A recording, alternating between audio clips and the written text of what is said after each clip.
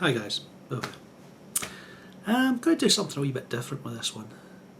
This is going to be a reply to GoingRampant's video, which I'll put in the hotspot and down in the low bar. If you've got the time, check out the channel. There's a lot of interesting and insightful points being raised over there. There's a lot to think about. If you do decide to reply to them, and please do, just bear in mind that transgender people face enough challenges from day to day as it is, without having a whole bunch of personal attacks thrown at them in the comment section. Just be careful what you say, how you word it. But on the other hand, men's issues tend to be pretty invisible until somebody points them out, so have your say, make your case, and you never know, you might be able to win a couple of allies from the trans community. At the very least, we can demonstrate that we're not this mad mob of angry misogynists, you know?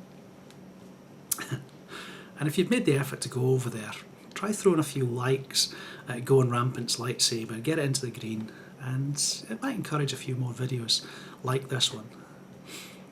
Of course, I'm not saying I agree with the video. GoingRampant. I think you're starting from a false premise. The men's rights movement exists because of sexism. Nobody's saying that sexism is over. They just don't care about its more trivial aspects. So I pay when I take my wife for dinner. I give up my seat for pregnant ladies on the bus, or I open doors for little old ladies. It's no big deal. You know, I can make somebody else's day go a little bit smoother with some benevolent sexism at no great cost to myself. Now, if I've offended somebody by doing that, I'm willing to apologise. And I think that's the same with most men. If we're doing something wrong, tell us about it and we will change the way we carry on, the way we behave. Men are like that. Real sexism, for me, is things like the appallingly one-sided treatment of men in the courts. In criminal, family and divorce cases, it's always the guy that gets hammered.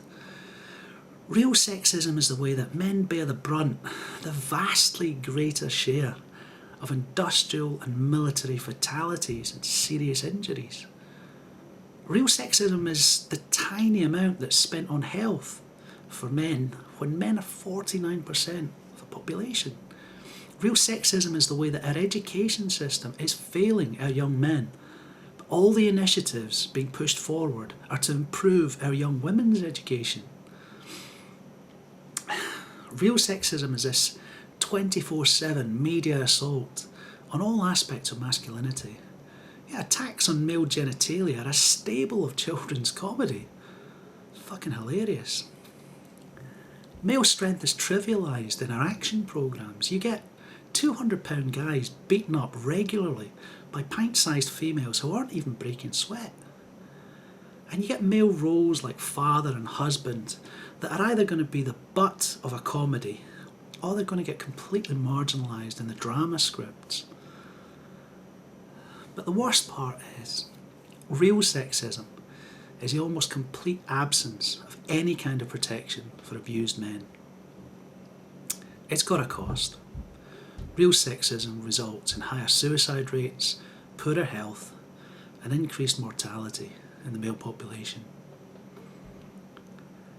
When you hear an MRA flatly state that he or she thinks that feminists are complaining about nothing, they're trivialising what they think is trivial. They aren't trivialising when they talk about things like rape culture, domestic violence, or the wage gap. No, with those they're trying to debunk the popular narrative, which is completely at odds with reality. And I disagree about patriarchy being a useful description of reality. It's not. Whole books have been written about the subject, but they all boil down to, in all situations, it's the man's fault. You said it describes the way that men have power in society. Well, that's a true statement. Men do have power in society. But it's also true to say that women have power in society. The first statement isn't useful unless you're going to use it as a tool for imposing penalties on men, to give women the power that those men have got. The men's rights movement doesn't object to women being in positions of power. What it objects to is women being given those positions of power over the top of a more suitable candidate, based purely on the fact that the more suitable candidate was male. Note that the men's rights movement aren't pushing for preferential treatment in any walk of life. They're certainly not looking for males to be introduced to areas to balance where women are in the majority or where the men in a particular job are employed in the subservient roles. You returned to sexism and you said, or you asked, why MRAs wouldn't trust women's day-to-day experience. Well, it's a fair question. The answer's quite reasonable, but probably not particularly satisfactory. Most men join the movement after being forced to swallow the red pill. They had an experience, generally a divorce or something similar, which made them take a long, hard look at the world around them. And their discoveries weren't pleasant. They've been lied to their whole lives. They've been lied to by the media constantly. They've been lied to by their teachers. They've been lied to by their parents. And worst of all, they've been lied to by their partner. Their ability to trust anybody has been badly shaken.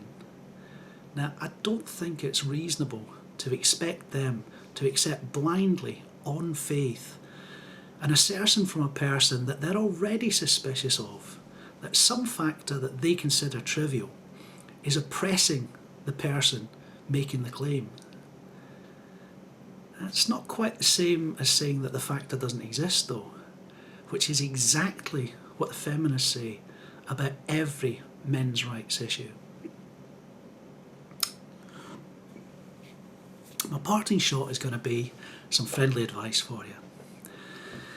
As the male gay community, the males of colour and any number of other groups have discovered to their cost, feminism will toss any cause under the bus if it advances their own. They like to muscle in on minority groups, they steal the agenda and they turn them into a feminist tool. Now, just recently we've been experiencing this in the skeptic and the atheist communities. I think you might be a gamer, and if you are, you're going to be seeing it happening in that arena as well. I'd be very wary of offers of support from feminism. Men's rights, on the other hand, are just human rights. By demanding to be treated equally by law, they're ensuring that by definition, everyone gets treated equally by the law. Yeah, they probably don't give a toss about your cause or circumstances any more than the feminists do, but in securing equality for themselves, they're going to secure equality for everyone. Anyway, I hope I haven't come across as patronising. That really wasn't the idea. If I have, feel free to hammer me in the comments, PM me, whatever. Anyway, later peeps. Take care.